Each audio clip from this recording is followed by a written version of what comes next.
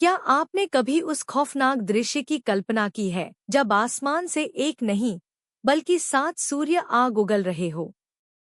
जब नदियां सूख कर धूल बन जाएं और इंसान महज 20 वर्ष की आयु में वृद्ध होकर दम तोड़ने लगे। यह कोई डरावनी कहानी नहीं है। यह वह अटल सत्य है जिसकी ओर हम हर बीते दिन के साथ तेजी से बढ़ रहे हैं।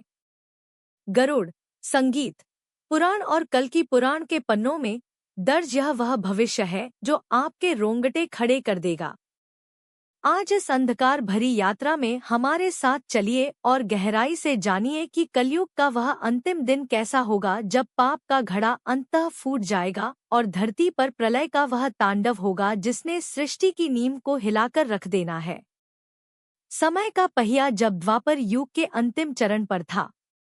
महाभारत के उस महाविनाशकारी युद्ध के बाद जब हस्तिनापुर के रक्त रंजित सिंहासन पर धर्मराज युधिष्ठिर विराजमान हुए तो उनके मन में विजय का उल्लास नहीं था बल्कि आने वाले कल का एक गहरा काला भय था। उन्हें आभास हो रहा था कि एक ऐसा युग जन्म ले रहा है जो मानवता को पूरी तरह निगल जाएगा। इसी व्याकुलता को शांत करने के लिए पांचों पांडव त्रिलोकीनाथ भगवान श्री कृष्ण की शरण में द्वारिका पहुंचे। युधिष्ठिर ने हाथ जोड़कर अत्यंत चिंता भरे स्वर में पूछा, संगीत, हे माधव, आने वाले कलयुग में मनुष्य का स्वभाव कैसा होगा? धर्म की दशा क्या होगी? क्या सत्य का कोई अस्तित्व बचेगा? मुस्कुराते हुए श्री कृष्ण ने उन्हें सीधे उत्तर देने के बजाय एक रहस्यमयी परीक्षा के लिए भेजा और कहा कि वे सभी अलग अलग दिशाओं में घने वनों में जाएं और जो भी अद्भुत दृश्य दिखे वो लौट कर बताएं। जब पांडव उस मायावी वन में पहुंचे तो उन्होंने ऐसे दृश्य देखे जिन्होंने उनकी आत्मा को झकझोर दिया। युधिष्ठिर ने एक ऐसा विशाल हाथी देखा जिसकी 2 सूंड थी जो अत्यंत निर्दयता से पेड़ों को उखाड़ रहा था। लौटकर जब उन्होंने यह श्री कृष्ण को बताया तो माधव बोले, यह कलयुग के उन भ्रष्ट शासकों का प्रतीक है जो प्रजा का दोनों हाथों से शोषण करेंगे। संगीत, वे मुख पर धर्म का मुखटा पहनेंगे परंतु भीतर से अत्यंत स्वार्थी होंगे। अर्जुन ने एक ऐसा पक्षी देखा जिसके पंखों पर पवित्र वेदों की रचाएं अंकित थी, परंतु वह पक्षी मरे हुए जीवों का मांस नोच कर खा रहा था। श्री कृष्ण ने समझाया, यह इस बात का संकेत है कि कलयुग में ज्ञान और धर्म का चोला ओढ़ने वाले विद्वान भीतर से अत्यंत पाखंडी और हिंसक होंगे। वेदों और धर्म का उपयोग केवल धन और अपनी भूख मिटाने के लिए करेंगे। भीम ने देखा कि एक गाय अपने ही नवजात बछड़े को इतने प्रेम से छांट रही है कि वह लहूलुहान हो गया। माधव ने गंभीर होकर कहा, यह वह अंधी ममता है जो कलयुग में माता पिता को अपने बच्चों का ही शत्रु बना देगी। उनका अत्यधिक मोह बच्चों को कभी आत्मनिर्भर नहीं होने देगा और वही मोह उनके विनाश का कारण बनेगा। सहदेव ने 7 कुओं के संगीत बीच एक गहरे परंतु पूरी तरह सूखे कुएं को देखा। श्री कृष्ण बोले, कलयुग में लोग दिखावे के लिए अथाह धन लुटाएंगे, उत्सवों में जल की तरह पैसा बहाएंगे, लेकिन उनके पड़ोस में यदि कोई भूखा या प्यासा मर रहा होगा तो उसे एक बूंद जल नहीं देंगे। और अंत में नकुल ने एक विशाल शिला को पहाड़ से गिरते देखा जो बड़े बड़े वृक्षों को तो जड़ों से उखाड़ देती है लेकिन एक छोटे से कोमल पौधे से टकरा कर रुक जाती है। श्री कृष्ण ने मुस्कुराते हुए कहा, यह इस बात का अटल प्रमाण है कि कलयुग में चाहे कितना भी पतन हो जाए, धन और सत्ता रूपी शिला मनुष्य को पतन से नहीं बचा पाएगी। केवल हरि का नाम और सच्ची भक्ति का वह छोटा सा पौधा ही मनुष्य की रक्षा कर सकेगा। परंतु यह तो केवल कलयुग की शुरुआत थी। जैसे जैसे यह युग अपने अंत की ओर बढ़ेगा, वह दृश्य इतना भयावह होगा जिसकी कल्पना मात्र से ही श्वास रुकने लगती है। गरुड़ पुराण में पक्षीराज गरुड़ ने जब भगवान श्री हरि विष्णु से पूछा कि कलयुग का अंत कैसे होगा, तो नारायण ने जो बताया वह सृष्टि के महाविनाश की सबसे डरावनी भविष्यवाणी है।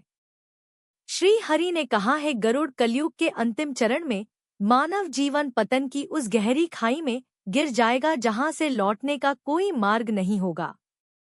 मनुष्य की आयु का भयानक ह्रास होगा। इंसान घटते घटते मात्र 20 वर्ष की आयु तक ही जीवित रह पाएगा। 12 वर्ष की आयु में ही बाल सफेद हो जाएंगे, चेहरों पर झुर्रियां पड़ जाएंगी और वे वृद्ध दिखने लगेंगे। अन्न में कोई पौष्टिकता नहीं बचेगी।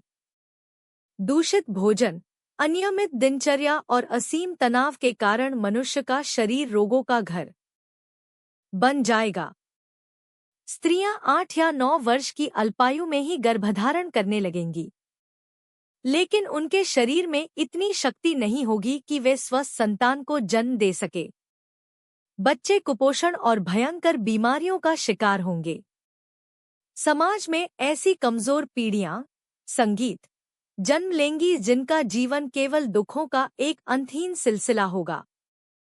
नैतिकता का पतन उस स्तर तक पहुंच जाएगा कि रिश्तों की पवित्रता राख हो जाएगी।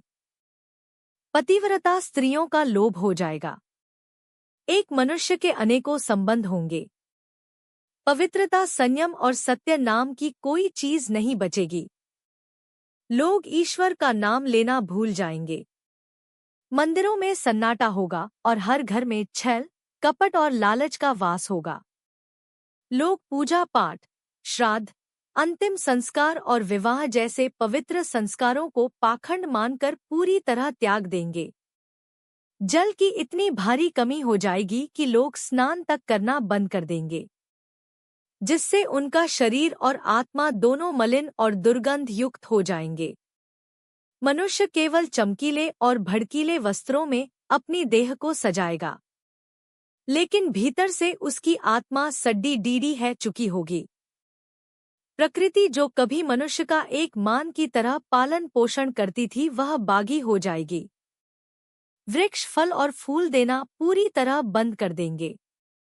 धरती की हरियाली नष्ट हो जाएगी और केवल कांटेदार शमी का वृक्ष ही इस बंजर धरती पर खड़ा रहेगा। गायों की पूजा बंद हो जाएगी। उनमें दूध सूख जाएगा और उन्हें केवल उनके मांस के लिए काटा जाएगा।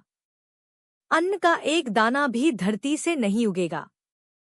जो थोड़े बहुत अनाज पैदा होंगे वे छोटे, सूखे और स्वादहीन होंगे। समाज में शाकाहार पूरी तरह लुप्त हो जाएगा और भूख से तड़पते इंसान जीवित रहने के लिए केवल मांस पर निर्भर हो जाएंगे।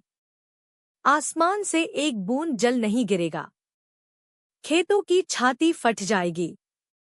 भयंकर अल्पवृष्टि के कारण नदियां, तालाब और कुएं पूरी तरह सूख जाएंगे। पीने के लिए केवल बकरियों का दूध बचेगा। लोग जीवन की मूलभूत आवश्यकताओं, एक घूंट पानी और एक निवाले के लिए एक दूसरे का गला काटने लगेंगे।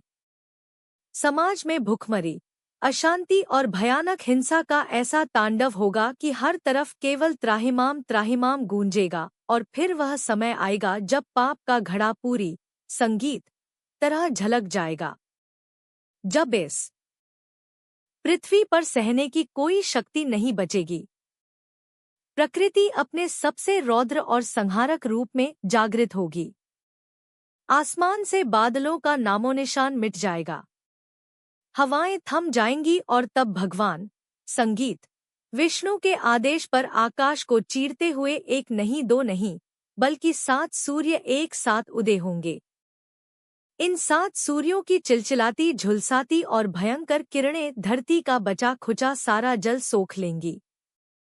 महासागर वाष्प बनकर उड़ जाएंगे। धरती किसी दहकते हुए तवे की तरह लाल हो जाएगी। संपूर्ण पाताल और भूलोकाक की भयंकर लपटों में घिर जाएगा। इन 7 सूर्यों की प्रलयंकारी अग्नि से पापी मनुष्यों, हिंसक जीवों और सूखी वनस्पतियों का अंत हो जाएगा। पहाड़ पिघलने लगेंगे। नदियां आग की धारा बन जाएंगी और संपूर्ण पृथ्वी एक सुलगती हुई राख के ढेर में बदल जाएगी। मृत्यु का ऐसा नग्न नाच होगा जिसे देखने के लिए कोई आंख शेष नहीं बचेगी। अग्नि के इस महाविनाशकारी तांडव के बाद भगवान विष्णु अपने परम संहारक रुद्र रूप को धारण करेंगे। उनके श्वास से ऐसे भयंकर मेघ उत्पन्न होंगे जो पूरे ब्रह्मांड को एक घने दमघटू अंधकार से ढक लेंगे और फिर शुरू होगी वह प्रलयंकारी वर्षा। यह कोई साधारण वर्षा नहीं होगी। यह पूरे 100 वर्षों तक निरंतर बरसने वाली महाजलधारा होगी। इतनी भयंकर बारिश जो इस जलती हुई धरती के कणकण को पूरी तरह जलमग्न कर देगी। संपूर्ण सृष्टि एक अथाह गहरे और शांत महासागर में डूब जाएगी। जीवन का कोई नामोनिशान नहीं बचेगा। चारों ओर केवल जल ही जल होगा। अनंत सन्नाटा, और उस सन्नाटे के बीच प्रलय के जल में शेषनाग की शैया पर विश्राम करते हुए केवल भगवान नारायण। परंतु यह कहानी का अंत नहीं है। गरुड़ पुराण हमें बताता है कि यह विनाश केवल एक अंत नहीं बल्कि एक महाशुद्ध है। जब सब कुछ नष्ट हो जाएगा, जब पृथ्वी अपने सारे पापों को इस अग्नि और जल में धो लेगी, तब उसी शांत जल के भीतर से एक संगीत, नई सृष्टि का निर्माण होगा। एक नया आरंभ। परमात्मा अपनी इच्छा से एक नई शुद्ध और पवित्र सृष्टि की रचना करेंगे। यह होगा सतयुग का उदय। एक ऐसा युग जहां केवल सत्य होगा, केवल धर्म होगा। लेकिन इस नई सृष्टि में केवल उन्हीं जीवों को स्थान मिलेगा जिन्होंने उस घोर कलयुग के अंधकार में भी सत्य का मार्ग नहीं छोड़ा होगा, जिन्होंने विपरीत परिस्थितियों में भूख और प्यास में भी अपने धर्म को नहीं त्यागा होगा और ईश्वर के नाम को अपने हृदय में बसाए रखा होगा। यह सृष्टि का अटल नियम है। जो जन्म लेता है उसका अंत निश्चित है। यह प्रलय का चक्र भी उसी नियम का हिस्सा है। कलयुग का यह भयंकर अंत हमें भयभीत करने के लिए नहीं बल्कि हमें हमारी गहरी नींद से जगाने के लिए है। यह चेतावनी है कि हम अपने भीतर पल रहे स्वार्थ, लालच और अहंकार के अंधकार को मिटाएं। उसे एक कोमल पौधे की तरह बने जो बड़ी से बड़ी शिला को भी अपनी सच्ची भक्ति और धर्म की शक्ति से रोक लेता है। परिस्थितियां चाहे कितनी भी विकट क्यों ना हो, सत्य और धर्म का मार्ग कभी ना छोड़े, क्योंकि जब प्रलय की वह घड़ी आएगी तो ना आपका धन काम आएगा, ना आपकी सत्ता। अंत में केवल आपके कर्म और आपकी आत्मा की पवित्रता ही आपके साथ जाएगी। धर्म पर अडिग रह, क्योंकि अंत में केवल वही शेष रहेगा जो सत्य है, जो शिव है, जो अनंत है।